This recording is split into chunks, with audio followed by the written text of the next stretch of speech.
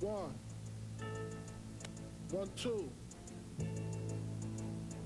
Check me out right here, yo. We was like on our way to the parking lot, waiting for the cars to come out. Our car came first, and we waited for Puffy car to come. So when this car came, we all pulled out. Big was in the front, C's was sitting behind Big, and I was like sitting behind the driver. Car just rolled up on the right-hand side and just started shooting holes in the door. Everybody heard shots, everybody just got down in the car. We all jumped out the truck. The only one door ain't open was Big door on his side. Just was looking, he ain't say nothing. Just like looking, like his eyes was like rolling in the back of his head. We just jumped back in the car and we just took him to the hospital. We were just sitting there and we tried to keep, holding each other and praying and just said, no, it can't be, until the doctor came in and told us. This was all on the floor. Then we had to call his mother, They passed the phone to Puff, Puff passed it to Mark, Mark passed it to me. It was 4:30, Sunday morning.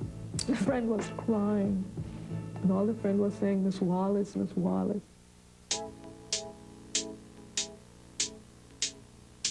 He was born in Brooklyn, the most sweetest, the most cuddliest little thing you've ever could behold. I mean, you hear so many saying that, oh, he's a child that only a mother could love. But no, everybody loved him. He loved for me to read to him. His favorite story was Winnie the Pooh stories. His nickname, and I haven't told it to anyone, was Prissy Pooh. He was just funny. He was cool. Just like the average kid, though, just wanting things, Very good student, and I have the awards to prove it. He can imitate people. You might not know, but my boy could dance. He was the cutest little thing, warm, loving, and he brought that love throughout his life. Yeah, we was from Brooklyn. It's the hood, it's the ghetto, man. It's just, everybody got a hard living where we at. Ain't nobody living easy out there. Brooklyn is just the land of the lost, man. You just stuck. You have hustling, number runners, the corner store bodegas.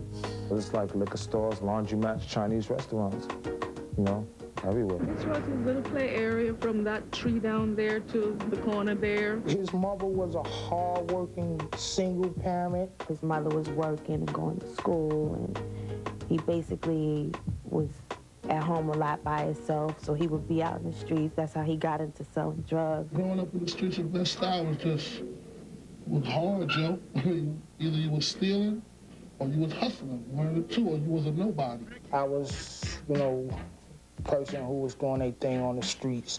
He used to always see me.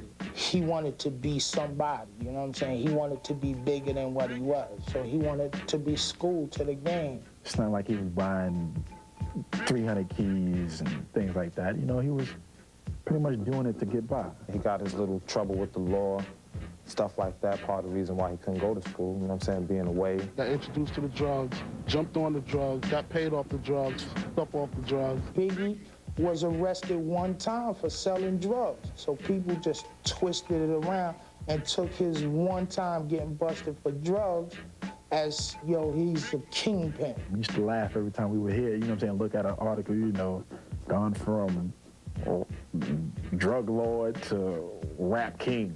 Come on, from where? How did that happen?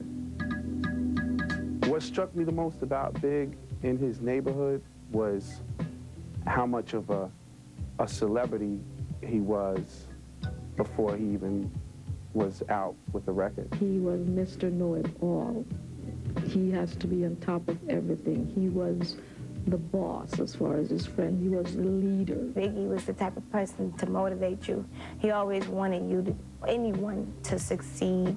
He always wanted everybody to have a better life for themselves. Every time you'd see him, there were all these little kids around him who eventually became Junior Mafia. He always kept a bunch of little guys around him, just like keep him company, like just to crack jokes and just chill and bug out. Live from Bedford-Stuyvesant, son, the livest one, representing BK to the fullest. One day, my brother came to me and said, yo, it's this guy who can rap real good, and his name is Big. And I was like, yo, I know Big, you know what I'm saying? He was like, well, he nice, like he the nicest dude in the neighborhood. He can really, really rap. We used to go to like little local parties around the block, just to get on the mic and just rap to get us in the club for free. I remember when we first got the Snoop and Dre, the Chronic album, he came over and heard it for the first time at my house and was just, you know, I gotta go home and start writing after he heard that. To Christopher, rapping was just fun. For me, it was noise. So I would tell him, I wish you would stop that noise, all that banging and all that talking. And he would say, Mom, it's not noise. One of these days, this noise is gonna make you rich.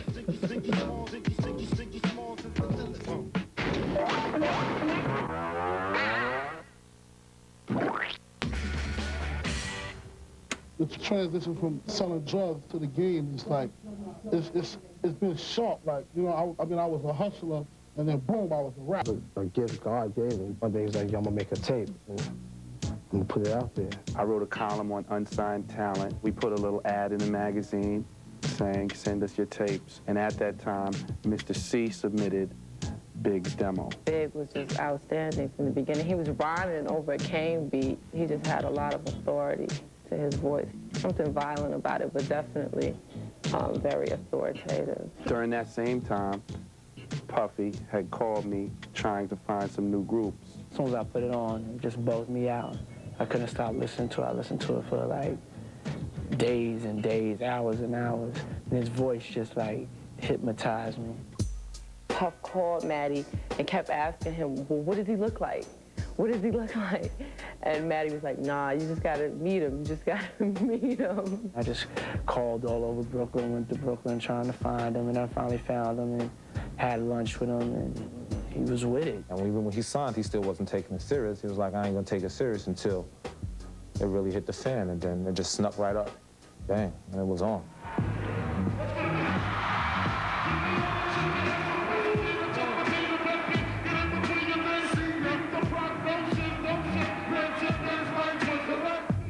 I just want to go gold. That's all he used to talk about. I just want to go gold. Get some money and get out the hood. He was just hungry. He just wanted to make the album. If he could get 500,000 fans, he used to say, he happy. That's what he used to say. I remember when he got his first gold, he was very, very proud. He was so excited. Evidently they had a party and he came and he says, Ma, look, little Juicy turned gold. He said, I told you I was gonna make you proud of me. The winner is the notorious B.I.G. We did it, Brooklyn, we did it! What makes a rapper great is how close he can bring you to his experience. You just close your eyes and you just right there. See, some people go write things they seen or heard, but some people go write from the heart in which they lived. And a lot of his stuff, you know what I'm saying, you can see that's what he lived. The gimmick just don't work.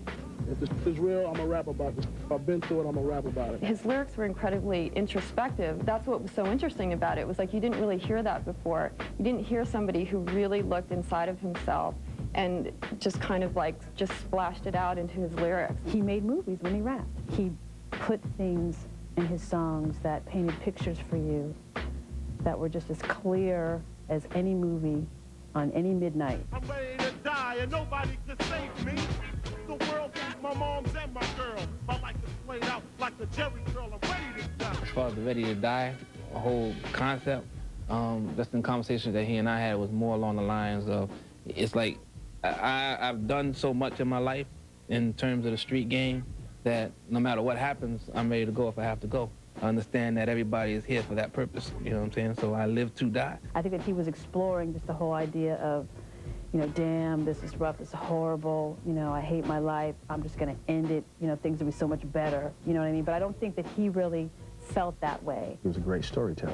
He experienced some of the things, and then he was around people that did those things. He pretty much took their stories and put them on wax. And it wasn't like that's all he talked about neither. He talked about partying, having a good time, shopping, traveling, going to homecomings, laughing, being with girls. First things first, I pop freaks all the honeys, dummies, playboy bunnies, those wanting money. I think Big had a low self-esteem about kind of like the way he looked, but as he started to become successful and women started liking him, it was exciting to see, man. I mean, I would go over to his house and he was pulling me out like love letters girls had written him. He was like a teddy bear. He was just so cookie, and I thought he was really nice. And he had this way about him with women. And Big didn't even finish high school. And it's like he could have this in-depth conversation with you and have you sitting there like spellbound. He just could kind of just say the right thing, I guess, all the time. If he happened to do something that make you upset, you couldn't stay mad at him because he just like was a funny guy. He made being a big guy sexy. Being more successful, I think that his life changed and his attitudes about work changed, his attitude about life changed, but those very basic things about him never changed. With his success, it never got over his head, or, you know, he was very humble. He was different from in Ready to Die than Life After Death to me. He was a little bit more firm, you know what I mean? Because I guess he knew what was out there after that. He just got a little bit more mature and a little bit more business-wise. Ready to Die was told from the outside looking in, you know what I mean? And Life After Death was told from the inside looking out. And Ready to Die, you wanted to achieve that success. And then Life After Death, it was just that success and coping with that success and dealing with that success. The more money you make, the more problems you get. And jealousy and envy is something that comes with the territory, man. He kind of talked a lot about how hard it was to be famous, not in that kind of cliched way, like it's so tough having Cristal flowing all the time. It was about, like, he always felt hassled by people and he wasn't really sure who his friends were, and he kind of felt like he wasn't really safe. He felt depreciated and at the same time, like, condemned, like the pressure of being, you know what I mean, a superstar. He always said, you know something, Mom? There's so much in this business. But he questioned the industry, though. He would say, this business is worse than drugs.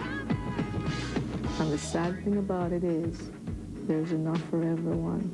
I think that maybe shocked him. Maybe that's his only surprise. Ready to Die catapulted Biggie to stardom, and he was everywhere, guesting on tracks by artists like R. Kelly and Michael Jackson. But a shadow was cast over the success one night in late 1994, when Tupac Shakur was shot outside the same New York recording studio that Biggie was working in. In a 1995 issue of Vibe magazine, Tupac implicated Biggie and the Bad Boy Camp of setting him up, charges which Big and Puffy would always deny. For the next 2 years, Biggie found himself in the center of a bi-coastal war of words that would haunt him for the rest of his life. When you get large, even your friends will turn against you, man. The East Coast, West Coast thing was like something that a lot of artists drummed up, a lot of media drummed up, a lot of fans drummed up, everybody all the way around the board. And we just knew it was so stupid that it was going to end, but it kept on going on for like 1 year, 2 years, and it kept on going on. Even when the Tupac thing was going on, all of the stuff Tupac was saying about him, he never wanted to respond to it. Big hated the fact that all of it was going on. He loved Tupac and everybody from the West that he had known. He loved them. Every time Pac came to town, he would come around to the neighborhood, or Big would go to his hotel. I just remember them drinking lots of Hennessy together and playing each other music. They were both really passionate, both incredibly talented, and both were just very real, kind of regular brothers. And I think that they just sort of both got caught up in the whirlwind of their success. When we first read the article about Tupac and Faith, you know, that whole little thing about him saying that he had been with Faith or whatever, he just started busting out laughing. I'm like, yo, man, what the hell is wrong with you? It's like, yo, he crazy. He crazy. And that was it. I told y'all, death controls y'all. Big don't fold, y'all. I spit phrases that'll thrill you. You're nobody till somebody kills you. I think somebody was trying to kill me. I'll be waking up paranoid. I'll be really scared. He just knew that it was a bad thing when Tupac passed. He felt real bad. He knew that there were a lot of people out there that would probably be out there to get him, whether if they wanted his money or whether if they, you know, just didn't like him because of the rumors. He knew there was people out there who wanted to get him, so he always felt for his safety. He felt the need for security. He changed the telephone number a lot of times. And many people around him thought he was just paranoid. You would wonder how, you know, people get his numbers, because he had gotten threatening telephone calls. we were always concerned about our safety. He was always concerned about my safety. And we didn't even say one bad thing about anybody, disrespect anybody. Would never have anybody robbed or set up or shot or nothing even like that. The difference between Big and Pac is that Pac always predicated everything like, if I'm alive till I'm 25. Like he was always talking about dying, like he was gonna die, and Big never talked like that. Like Big was talking about being a grandfather and like opening up a restaurant or getting back with Faith in 10 years. He wasn't preoccupied with his own death. I found out he was in LA, and I was very uncomfortable about it because I knew how some people felt about him and the Tupac incident. He was so happy to be in LA. You know, not just the party, he was like so happy to be out there. Like he was talking about getting a place out there. He finally got his album finished. It got sent to us on CD, and he was just happy. He said, you know, I want to go out and celebrate. You know, Quincy Jones invited us to this party, and we went in there and we just had a ball. You know what I'm saying? It was like one of the best times we ever had. His spirit was great. And then, you know, a couple of minutes later, it just was all over.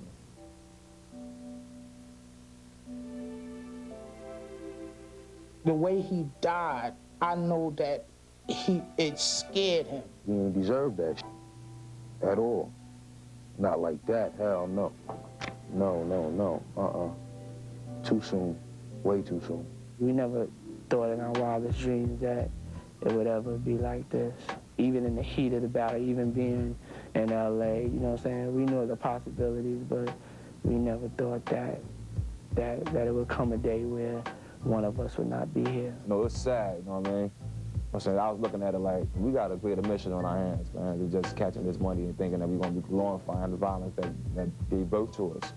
You know what I'm saying? Now that we was birthed out of that violence, and we've seen the results of that violence, man, we need to just leave that violence alone. This record was #1 all over the world. In memory, one of the greatest rappers, greatest human beings I've ever known, Christopher Wallace. He was a beautiful person, and what he brought to the music business has made a very big difference in where hip-hop is right now. Although it was a short-lived career, but in those few years that he was out as an artist, he made a big difference. The R&B form of hip-hop, you know what I'm saying? It's like that's his chamber right there. He's the father of that. You know what I'm saying? From his first hit, Juicy, that took a song like Juicy, which a lot of people wouldn't think about sampling and rhyming over. And he made him smash shit out of it, you know what I mean? He also improved the quality of East Coast music. I mean, by that, a lot of people that was coming after B.I.G., you had to up your stakes now. You know what I'm saying? You just couldn't come out with anything. You had to get your product better. Everybody loved Biggie. You know, that's just it. Everybody loved him. He was lovable. You know, whether you were the hardest dude on the block or, you know, just a little girl wanting to go cop a CD because she liked good music. You know, he made people like rap. You know, and that's the only crime I say that he ever committed, was that he made people like rap. Whether you wanted to or not, he made you like it.